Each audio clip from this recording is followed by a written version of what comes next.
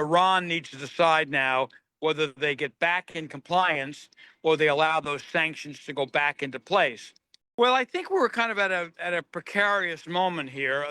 There's clearly within Iran they're trying to figure out their way forward.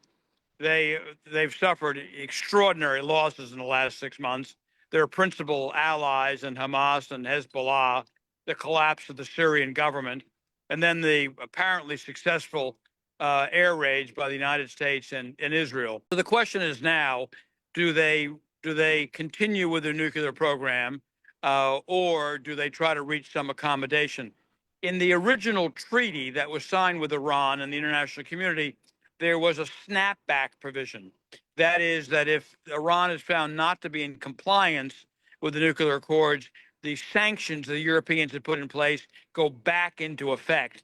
The Europeans gave notice yesterday that they are considering doing those snapback provisions. Iran needs to decide now whether they get back in compliance or they allow those sanctions to go back into place. And they need to decide, do they return to the negotiating table with the United States or risk another military strike?